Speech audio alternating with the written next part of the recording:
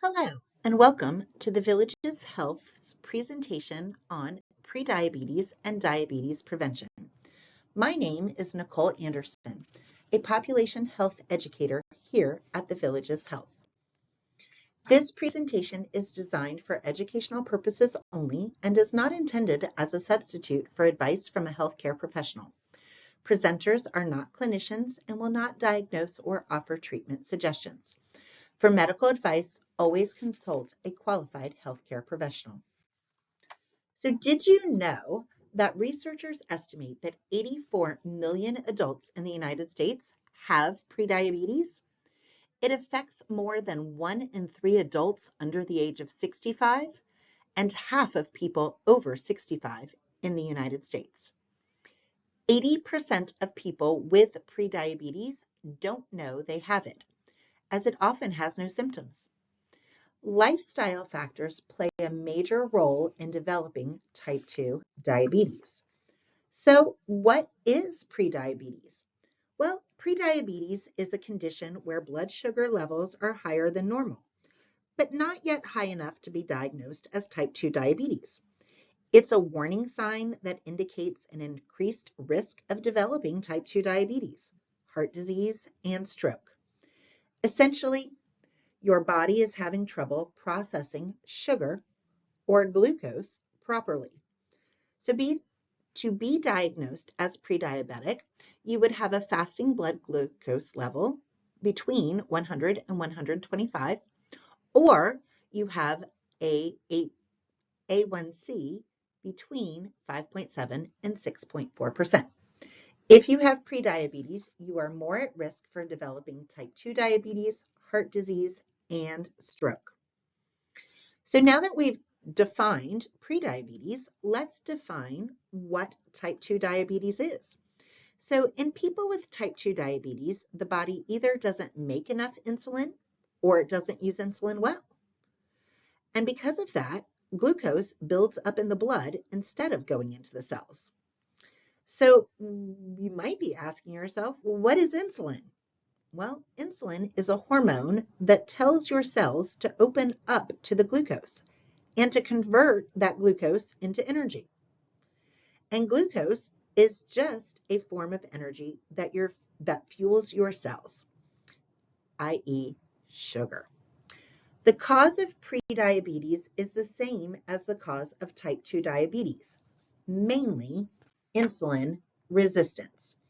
So to understand insulin resistance, which is often referred to as prediabetes, let's first talk about what insulin does.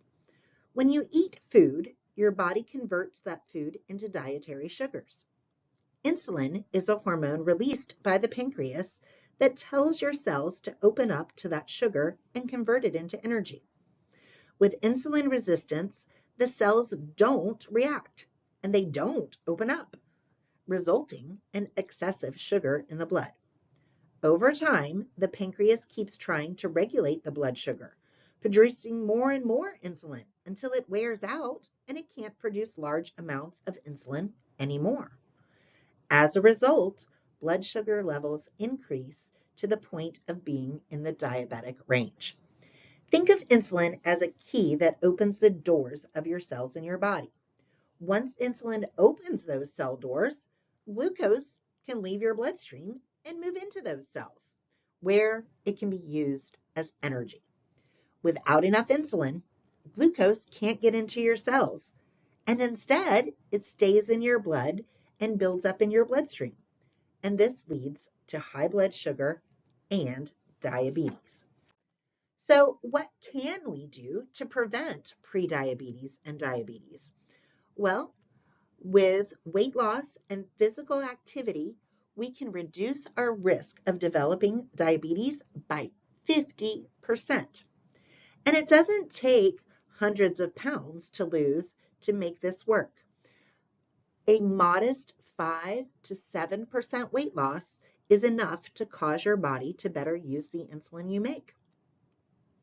Another way that we can prevent diabetes is by eating a healthy diet, which is low in carbohydrates. A nutrient-dense and unprocessed diet is best. So we recommend the plate method. And the plate method involves half of your plate being non-starchy vegetables. A quarter of your plate should be a lean protein, and a quarter of your plate should be your grains or starchy vegetables. We want you to retire from that clean your plate club. Avoid processed sugary foods, control your portion sizes, and don't waste your calories on beverages like sodas, teas, and coffees. A great way to begin this journey toward weight loss and watching what you eat is tracking your food. And that simply means writing down what you're eating and how much of it you're eating every day. Another thing that can help us to prevent diabetes is physical activity. Physical activity helps us to prevent or delay type 2 diabetes.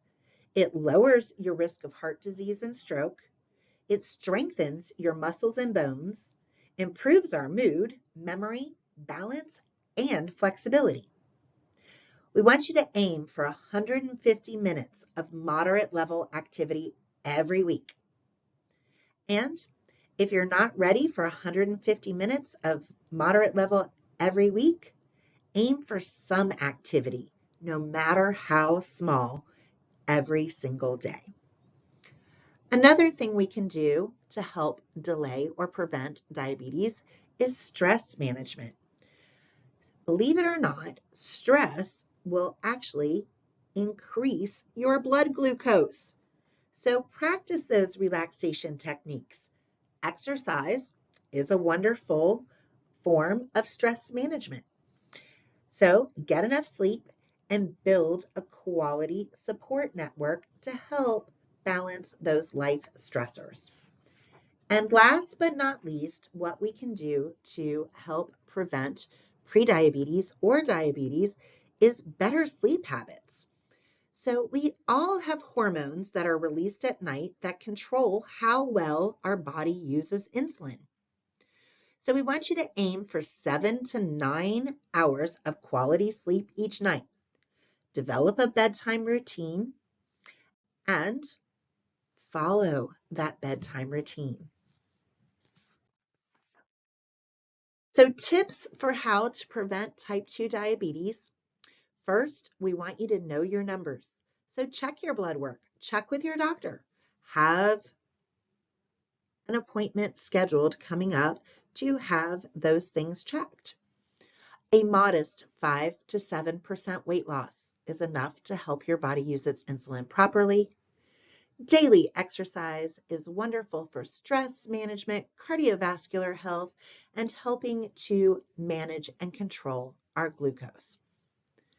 We encourage you to eat a non-processed, nutrient-dense foods and diet, avoiding stress where and when we can, and aiming for 7 to 9 hours of restful, restorative sleep every night. By following these tips and suggestions, we can all do better in trying to prevent or delay type 2 diabetes. Thank you so much for joining us today, and we look forward to seeing you in our care clinics.